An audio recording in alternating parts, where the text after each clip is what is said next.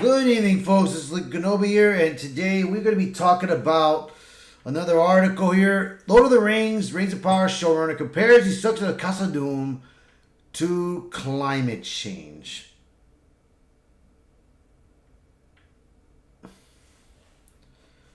Let's get on this article and see what we got. Fucking showrunners. In an interview with Hollywood Reporter following the conclusion of the show's second season, McKay was asked by James Hibbard over in Casa Doom. I always had the impression that once the Balrog was released, he wreaked havoc and drove everyone out of the mines immediately. But in your story, this is more of a gradual corruption process. The city is still occupied, and they're still going to be fighting for it going into season 3.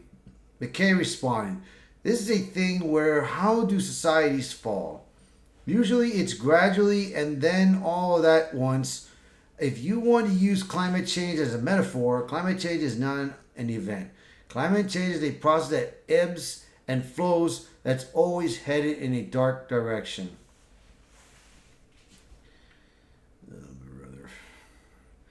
"I think a kingdom as great and powerful as Khazad does not fall in a moment," he continued.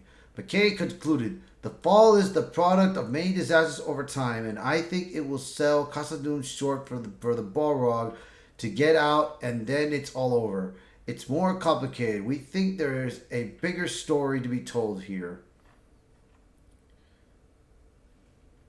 In the Silmarillion, Tolkien described the downfall of the dwarves. Sauron gathered into his hands all the remaining rings of power, and he dealt them out to the other peoples of Middle-earth, hoping thus to bring under his sway all those that desired secret power beyond the measures of their kind. 7 rings he gave to the dwarves. He added, "The dwarves indeed proved through and hard to tame. They ill endure the domination of others, and the thoughts of their heaters are hard to fathom. Nor can they be turned to shadows. They use their rings only for getting of wealth. But wrath and an overmastering greed of gold were kindled in their hearts, of which evil enough after came to the prophet of Sauron." However, as for Khazad the kingdom was not destroyed until the Third Age. In Appendix 9 of The Lord of the Rings, The Return of the King, Tolkien wrote, "It came to pass that in the Middle-earth that the Third Age Durin was again its king, being the 6th of that name. The power of Sauron, the servant of Morgoth, was then again growing in the world through the shadows, in the forest that looked towards Moria was not yet known for what it was. All evil things were stirring. The dwarves delved deep at the time, seeking beneath Barazimbar for Mithril, the metal beyond price that was becoming yearly ever harder to win. Thus they rose from sleep a thing of terror that flying from Thangor had laid hidden at the foundations of the earth since the coming of the host of the west, a Balrog of Morgoth. Durin was slain by it, and by the year after Nain won, his son and his son and then the glory of Moria passed. Its people were destroyed or fled far away."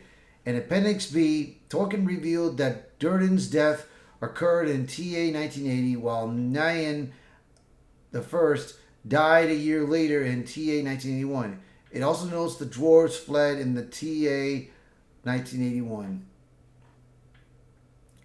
"It's clear that comparing the fall of Khazad to climate change is utterly ridiculous, and Herbert was accurate in his impression that the kingdom was ravaged in short order by the Balrog, and it was wakened in 1 year and then had slain both Durin and his son a year later, leading to the surviving dwarves to flee the kingdom." McKay's commentary is just more proof that he cares not for Tolkien's legendarium, but it's more focused on pushing its own political agenda.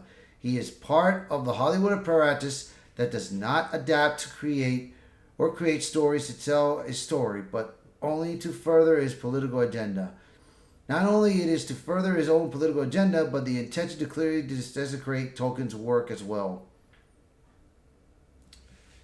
Another novelist Isaac Young explained this idea. Hollywood exists to reward its friends and punishes its enemies, and its products are emblematic of that fact. Hollywood does not exist to entertain you. It is an organ of a greater international apparatus that has declared war on our native populations of the West. He explained this concept during using the Last Jedi's depiction of Luke Skywalker as an example. Making Luke Skywalker feed at its breasts was not a poor decision of a worst screenplay. It was a deliberate choice backed by corporate executives, directed within, and shot by industry leaders. Funded with the backing of millions of dollars, packaged into a movie called Star Wars, and subsequently broadcast to the entire Western sphere.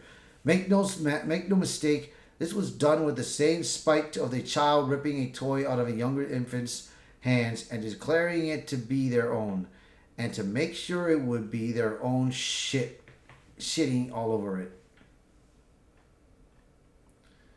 Yeah, man, I mean, comparing the destruction of Khazad to a climate change is just still stupid, bro. But it's like I said, dude. These showrunners that we have right now are just fucking activists, bro. And all they want to do is destroy franchises, bro. That's all they want to do, bro. So, I mean, I didn't watch the show. I wasn't interested. So, that's my take on it. So, that's going to be it for this video. So, if you like the video, hit the like button. Share this video. Post a comment below. Let me know what your thoughts are. And if you're new to the channel, please hit that subscribe button for me. Alright, you guys. You guys have a good night. Bye for now.